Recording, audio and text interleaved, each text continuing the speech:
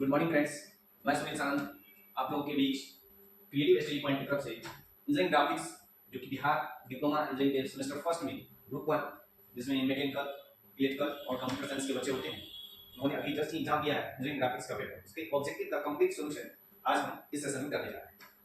चलिए देखते हैं।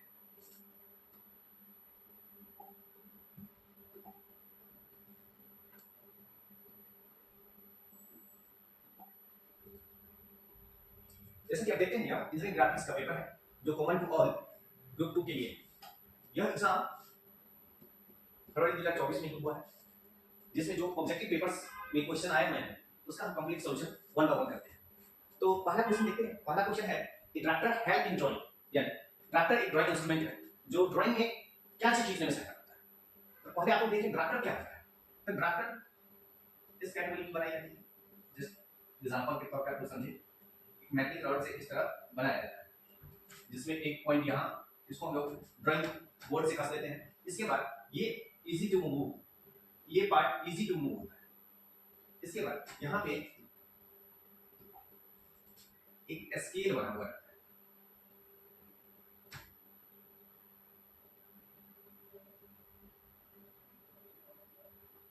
इस टाइप का स्केल बना हुआ है।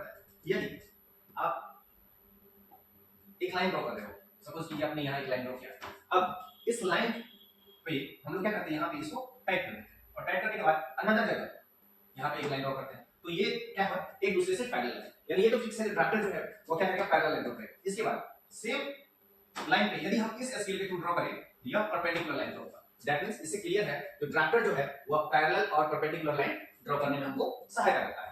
इसके बाद next question, next number 2, that from the flowing hardest pencil is, यानी निम्नलिखित में से कौन सा हार्डेस्ट पेंसिल है।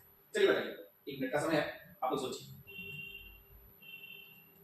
देखिए हार्डेस्ट पेंसिल जानने से पहले आपको जानना होगा पेंसिल का सीरीज। आपको जानना होगा पेंसिल का सीरीज। पेंसिल का जो सीरीज होता है वह HB 1H 2H 3H 4H इसी प्रकार ऊपर की ओर बढ़ता चला जाएगा। सिमिलर में नीचे की ओर B 2B 3B इसी प्रकार नीचे की ओर है।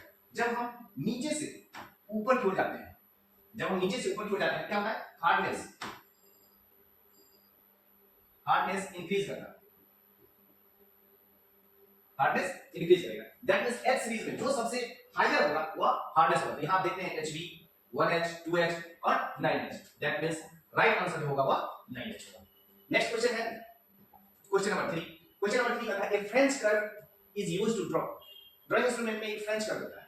फ्रेंच कर्व क्या होता है, जब 2-3 पॉइंट्स है, इरेगुलर पॉइंट्स है और ये सारे पॉइंट्स को मिलाकर एक कर्व ड्रॉ करना है, तो स्मूथ कर्व ड्रॉ हो इसके लिए यूज किया जाता है। तो ये होगा स्मूथ कर्व, इसका राइट आंसर होगा smooth curves. Next question, question number 4। Question number 4 कहता है angle between isometric length and true length in A isometric scale. तो फर्स्ट ऑफ ऑल आपको ये जानना होगा जो आइसोमेट्रिक स्केल क्या होता है। आइसोमेट्रिक स्केल में आप देखेंगे इस तरह,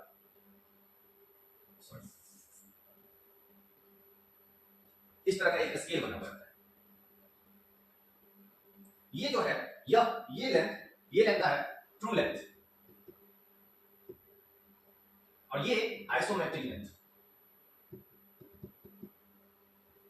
और इस दोनों के बीच का जो एंगल होगा, यहां जो एंगल फॉर्म होता है यह 15 डिग्री, यह एंगल बनता है 15 डिग्री। यानी यही बोल रहा है angle between isometric length and true length क्या हमारा राइट आंसर 15 डिग्री। 15 डिग्री का right answer. Next question, question number 5। Question number 5 पर the dimension value of radius of an arc should be।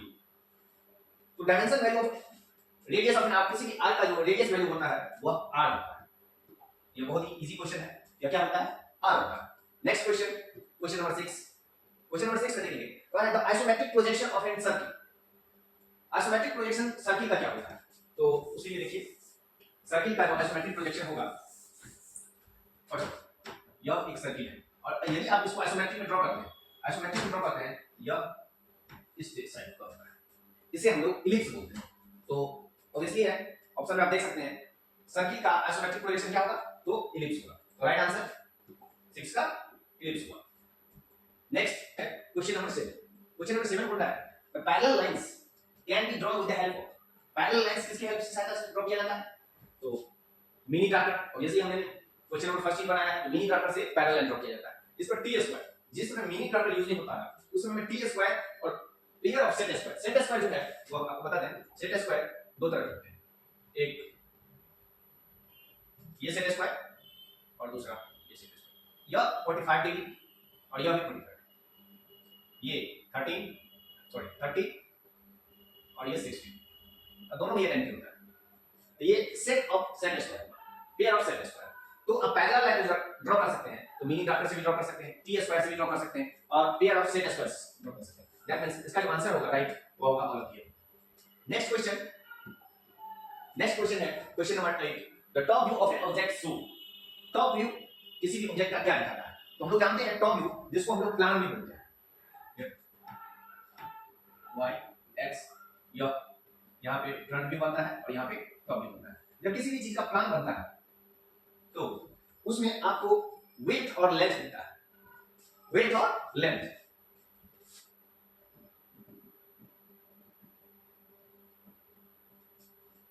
Width और लेंथ, और front view में width और height. Width तो है नहीं, तो क्या है टॉप व्यू? टॉप व्यू में क्या है? विड्थ और लेंथ। तो विड्थ और लेंथ तो है नहीं, फर्स्ट ऑप्शन विड्थ और हाइट है। नेक्स्ट लेंथ और लेंथ, नेक्स्ट लेंथ और हाइट है। दैट मींस इसमें से कोई भी ऑप्शन नहीं है जो लेंथ और विड्थ हो। तो इसका राइट आंसर जो होगा वह नन ऑफ द एबव होगा। वह क्वेश्चन नंबर 9। क्वेश्चन नंबर 9 कहता है द यूनिट ऑफ आरएफ। तो आरएफ का यूनिट क्या होगा? आरएफ का यूनिट क्या होगा? तो हम लोग देखते हैं आरएफ होता क्या है। आरएफ जिसको हम लोग रिप्रेजेंटेटिव फ्रैक्शन भी बोलते हैं, जिसको हम लोग रिप्रेजेंटेटिव फ्रैक्शन बोलते हैं। और रिप्रेजेंटेटिव फ्रैक्शन जो होगा वह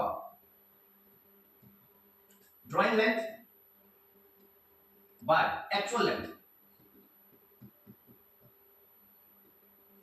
drawing length by actual length. एक चीज आप नोट कीजिए, drawing length is length, actual length is length. So length upon length unit less, तो सेंटीमीटर नहीं होगा, स्क्वायर सेंटीमीटर नहीं होगा, क्यूबिक सेंटीमीटर नहीं होगा। क्या होगा right answer? Unit less.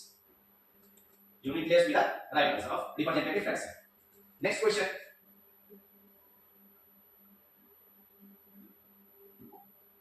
Question number 10। Question number 10 बोल रहा है the chamfering tool can be used to make.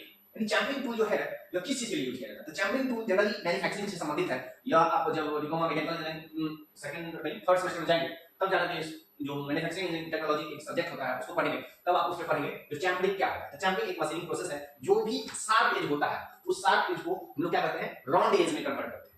बुझा आपको चैंपरिंग टूल? तो ऑब्वियसली है या राउंड एज, राउंड कॉर्नर क्या होगा इसका राइट आंसर होगा। Next question, question number 11। Question number 11 बोल रहा है AutoCAD pen tool help you. ये ऑटोकैड जो हम लोग एक सॉफ्टवेयर है जिसमें हम लोग कंप्यूटर की हेल्प से ड्राइंग करते हैं, उसमें पेन टूल किस चीज में सहायता करता है? तो पेन टूल क्या होता है? कोई भी यदि आप फिगर है, सपोज यह फिगर है और यह फिगर आप यहां से मूव करके यहां लाना चाहते हैं, तो विदाउट डायमेंशन चेंज मूवमेंट जो होगा वो क्या होगा? With the help of pen tool होगा। तो इसका आंसर देखिए, मिनिमाइज द ड्राइंग, ये नहीं होगा। See all the drawing at once, ये भी नहीं होगा। Save the drawing as template, ये भी नहीं होगा। Next, move around the drawing at the same scale. So D be the right answer. Next question, question number 11. Question number 11. Question number 11 में आप देख सकते हैं if the front view of a line is parallel to xy line, its true length is shown in। यदि कोई line है, आप suppose कीजिए यह xy लाइन है और कोई लाइन जो है वह क्या है? XY लाइन से पैरेलल है, फ्रंट व्यू। तो आप जानते हो XY लाइन से टॉप प्लेन बनेगा, वो फ्रंट व्यू बनेगा। फ्रंट व्यू बनेगा क्या होगा? यह एक स्ट्रेट लाइन है जो कि XY लाइन से पैरेलल है, तो इसका एक्चुअल लेंथ कहां दिखेगा? यदि यह लाइन इंक्लाइन हो किससे? VP से, तब इसका एक्चुअल लेंथ जो है वह टॉप व्यू में दिखेगा। इसका एक्चुअल लेंथ वह टॉप व्यू में दिखेगा। आप देख सकते हो लाइन इतना बड़ा है और इसका फ्रंट व्यू XY से पैरेलल है, लेकिन अगर एक्चुअल लेंथ की बात करें तो एक्चुअल लेंथ कहां दिखेगा? टॉप व्यू में दिखेगा। इसका राइट आंसर होना चाहिए टॉप व्यू। उसी तरह next question, question number 13। Question number 13 कह रहा है plane which are inclined to both horizontal and vertical plane is called. वैसा प्लेन जो हॉरिजॉन्टल और वर्टिकल दोनों से इंक्लाइन होता है उसको क्या कहते हैं? तो फर्स्ट ऑफ ऑल देखिए ऑप्शन में क्या क्या प्लेन दिया हुआ है, कौन सा प्लेन दिया हुआ है? हॉरिजॉन्टल प्लेन, तो ये तो ऑलरेडी हॉरिजॉन्टल प्लेन है। वर्टिकल प्लेन, ये भी ऑलरेडी वर्टिकल प्लेन है, auxiliary incline plane, auxiliary plane से इंक्लाइन हो और दूसरे प्लेन से परपेंडिकुलर। प्रोफाइल प्लेन ऐसा प्लेन होता है जो एचपी और वीपी दोनों पे परपेंडिकुलर है। तो यानी ऐसा कोई प्लेन है जो दोनों से इंक्लाइन हो, उसको हम लोग ऑब्लिक प्लेन कहते हैं। उसको हम लोग क्या कहते हैं? ऑब्लिक प्लेन कहते हैं। और ऑब्लिक प्लेन आंसर में नहीं किया है।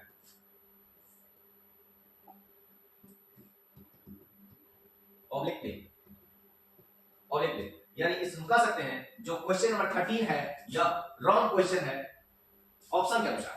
ऑप्शन कोई है ही नहीं इसका, इसलिए मेरा मानना है जो बोर्ड या तो इस क्वेश्चन को हटा दे या इनमें से जो भी क्वेश्चन है कोई भी ऑप्शन यदि आप मारते हैं तो आपको एक नंबर कंसीडर किया जाना चाहिए। अब आपका तो बोर्ड की बात है।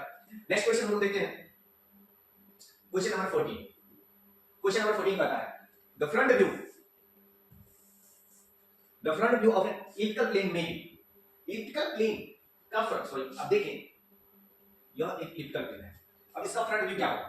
तो यदि आप सेम ठीक सामने से देख रहे हो तो इसका फ्रंट व्यू x बनेगा। यदि आप इसके परपेंडिकुलर देख रहे हो, इसके परपेंडिकुलर देख रहे हो टॉप से, तो स्ट्रेट लाइन दिखेगा। यदि आप इंक्लाइन प्लेन पे देख रहे हो तो सर्किल दिखेगा। यानी any of the above with the right answer of 14।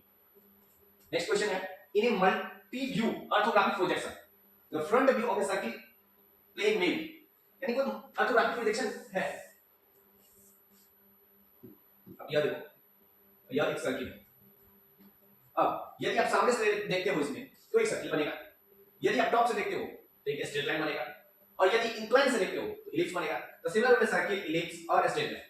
और next option is any of this. तो क्या ऑप्शन हो जाएगा? इसका राइट आंसर हो जाएगा एनी ऑफ द अबव।